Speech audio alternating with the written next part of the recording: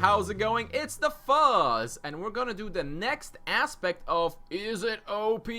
And we're gonna go into Rage, the only other aspect being Dominion, but we're gonna save that crap for last, because, I don't know, I just decided to do so.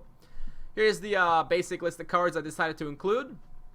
Let's kick it off with Altar of Dragons. It's an interesting card that I'm surprised hasn't seen a lot more play than it does. If you think about exactly what it does, is that it converts spare cards into fireballs. Essentially, 2 mana fireballs that don't go face and are not instant. Still pretty good if you're looking for more removal. And the fact that it's splashable, right? It's a splashable card because it's only 1 rage. Nobody splashes it, right? It'd be kind of weird to splash an aspect just for a hero power. Probably really weird. Nobody's really done that. The card has resurfaced a little bit more because of Burning Rage. It can help the Burning Rage deck keep their hand size down because you can activate the ability even with no targets just to discard a card, which is really good.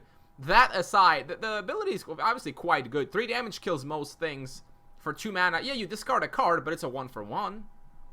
I'd say for a deck, for like a mid-range deck, it should be really, really good. But I really don't think it's overpowered because it's 1-for-1 removal, and because the card you discard is random, you risk discarding good cards like Phoenix, right? Which you don't want to discard, or like maybe other good cards, depending on how you're running this.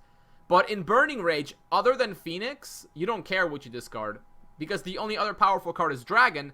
But if you hit the Dragon with this, Dragon goes on the board. So whether that aspect of the card becomes overpowered depends strictly on whether or not we get any dragons and how good they are. But if the dragons are smaller, then it's really not a big deal. If we would have to get another like ridiculously large dragon for this card to even approach the level of OP to be a problem. But at the moment, card is okay. Speaking of cards or powers that approach being overpowered, Thatched the Annihilator is basically board clear as a hero power. 3 damage, again, is enough to kill most things in the game. And it's rechargeable. Every 3 turns, you get to clear the board of most things. Seems a bit ridiculous, right? Like, if you think about this, if this was a card that costs 3 aspects, rage, and whatever, and 5 mana, deal 3 damage to the whole board, it's like a fair Cataclysm, right? It's obviously worse than Cataclysm, but it's a fairer Cataclysm. It would actually be, I think, a playable card. But no, you have it as a hero power. A hero power that clears the board. Yes, I get that it's expensive. But I don't know, man. I almost hesitate to call it OP. But it seems like a get-out-of-jail-free card a lot of the time. And it goes further to make the Burning Rage deck really obnoxious, because not only do they have early game, they have a bunch of single target removal, they get ridiculous card advantage, they get powerful control cards with Phoenix and Dragon, and now they have a repeating board clear. Silliness, right? It's just silliness. At the moment, Rage is basically just one deck, Burning Rage, but Thatched the Annihilator is just so above the other 2 heroes, it's ridiculous. Burke can give him only a little bit of a match, but not really. Not really, no. I mean, clearing the board seems much better than just removing 2 things and taking damage in return. Burke is only really better if you're just, fiercely fighting for board control, but you've got Burning Rage, which, ramps you up in a bunch of spells, so I'm actually going to go ahead and call him OP, but only ever so slightly, because I don't like the idea of a hero power that clears the board. That seems a little bit too good. Even though it's 5 mana, I would like to see this toned down a little bit. The closest other thing we have is Advanced Darius. Advanced Darius doesn't clear the board, but he does stun the board. Quite powerful, but not quite the same as clearing it. At the very least, yes, it clears your creatures as well, but you just use this hero power when you're behind, and then you just catch right up on the board. And of course, dragons don't die to it. Yeah. Gotta call it a little bit OP. But maybe it's not gonna be a problem. We'll have to see. Burning Rage. So, Burning Rage is the closest comparison of this card is kind of like a Horizons, New Horizons, but it only works for a single aspect. That draws you a couple cards at the risk of killing you. So, when playing this card, you have to carefully... Okay, I'm sorry. I don't know why I'm leading you on. This card is completely fucking broken. New Horizons that draws you a card is all you need to say about this card. That's it. It's completely crazy to the point of warping the game, threatening to warp the game, because rage spells, you know, with Burning Rage, it's kind of like demons with Portal, but at the very least, Portal has like a serious downside of doing a lot of damage to you. You can completely negate the downside of Burning Rage. Yeah, you occasionally get bad draws, but not.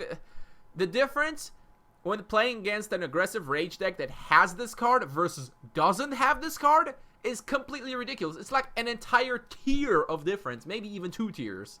This card is completely broken. Offering Yard Priest. I remember when this guy was that weird-ass fire something shaman that had like 1 speed and it was absolutely terrible.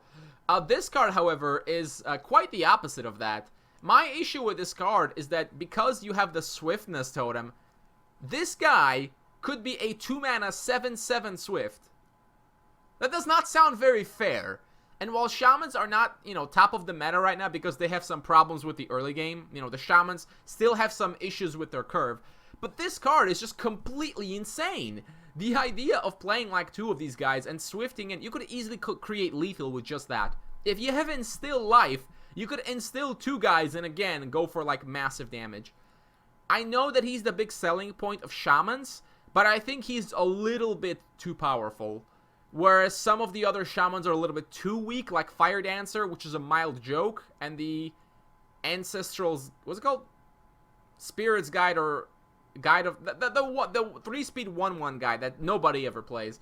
That guy could be a little bit better to give Shamans more options without making any of them absurd, because this card is absurd. It reminds me of the Dominion Incarnate, Power Lust Incarnate, before it was nerfed, where you play a giant creature that can't be stopped, and this guy even has Swift, and he's resistant to Helm of Dominion because if they helmet, it's a 1/1. And because it counts the totems in your graveyard, you top deck him late game, it's a 10/10 for 2 mana. Pretty good. No, this card is overpowered, honestly. It's just insane. It's like a ticking time bomb when you're facing Shamans and they have a Swiftness Totem. They could Swift you for 20 damage at any time. Word of Fire. It's one of those cards that is supposed to encourage players to go single aspect. And Word of Fire does that very well indeed. If you play it with Mono Rage and you go the 3 aspects, which you frequently do, it's basically a deal 3 damage, draw card, which is incredibly good. Incredibly good. It seems a little bit broken, but it's the same thing as Consume Spirit, where in a mono deck it's crazy. But if you try to splash this, it's just only just okay, really. I consider this card to be basically on the same power level as Consume, and because of that, I do not think it is overpowered. It does encourage Mono Rage, and there should be cards that encourage Mono Aspects. And Word of Fire is one such card. Now, that being said, Burning Rage does make this card completely busted because it ups its damage and causes it to draw 2 cards, which is just ridiculous. But by itself, I think Word of Fire is strong, but not overpowered. Lightning Totem, back to Shamans. Shamans have this tendency where they can get crushed by the early game, but if they don't, then it's a really sad time playing against them, because they put out a few of these, and literally every time they play a creature, they clear your board. Every Shaman has, when this card enters the field, clear your opponent's board, or at least kill a creature. It's really nasty.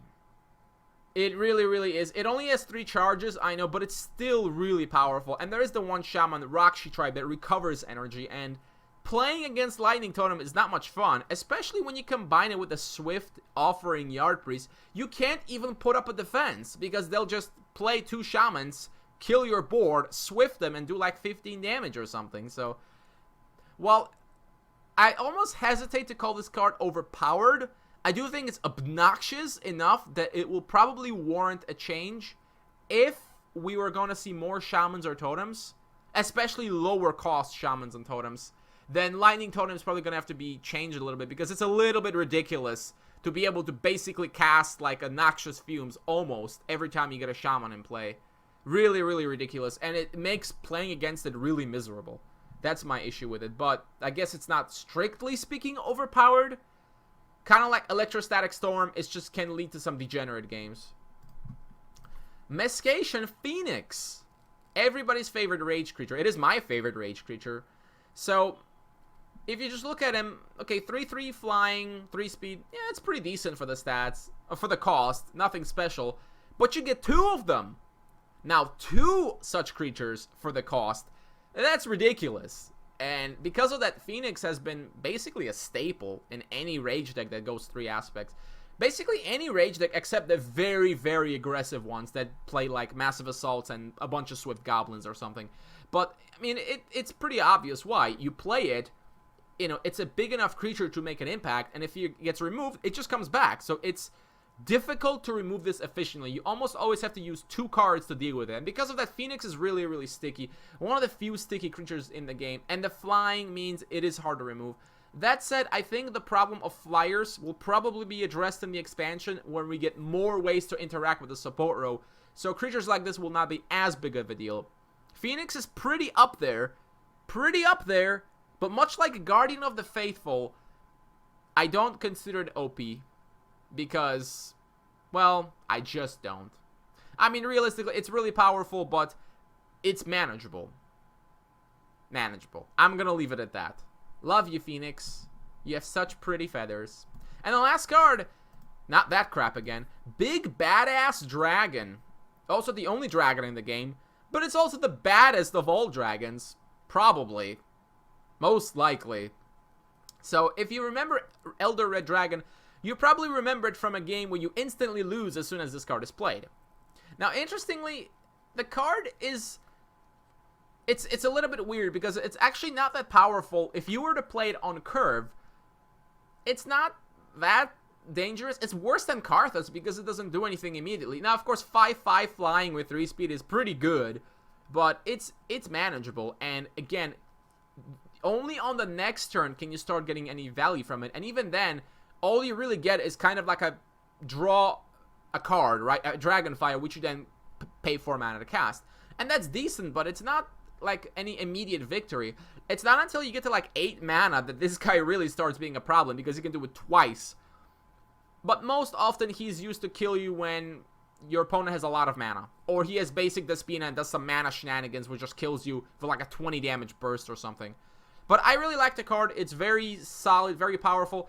I kind of wish it wasn't like that, where it's like kind of whatever early on. I mean, considering the cost, and then insane later, where if you have 16 mana, you play him and burn your opponent for 15. I just don't like that. That said, I don't think the card is overpowered because it is very, very slow. And in order for this card to actually kill you in 1 turn, requires a very, very long combo to do. That takes quite a few turns to set up, so... The card is fine. I just wish it worked differently. I just wish it was more like a big threat value card where it doesn't, you don't have to keep investing in it. It like does something on its own. Like, I would like to see this card with like an exhaust effect where it like deals some damage. Probably not 5 though, because exhaust deal 5 damage would probably be completely broken. Because you could play it on curve and it's like you cast the Dragonfire for free and then you just continue to cast Dragonfires for 0 mana. That's probably too good. So... Probably not 5 damage, but I don't know. I mean, realistically, the card isn't going to change. But if we're just asking whether it's overpowered or not, it's not. It's fine. Again, I just wish it was a little bit more of an on its own kind of card. And anyways, that's it for Rage. We'll wrap it up with Dominion the next time we come around. Actually, not very many overpowered cards in Rage. I was considering... things like Goblin Warrior and Lizard Barbarian, but really, those cards, how powerful they are strictly depends on what the game allows them to be. Right now, they tend to be a little bit powerful because of how efficiently they deliver damage, and because we kind of lack board clear, like early board clear, but we've already seen Arrow Storm, or was it Arrow Barrage, so with more cards like that, more ways to handle the early game, cards like Goblin and Lizard will be not as big of a problem. So calling them overpowered would be really, really a stretch. And I'm not going to go that far. I am partially biased because I don't like 1-drops that go face and do nothing else. That's just how I roll. Anyways, I'll see you guys next time. Stay awesome. And the expansion spoilers, as soon as I have them, as soon as I have my aspect, I will go ahead and review everything. Until then.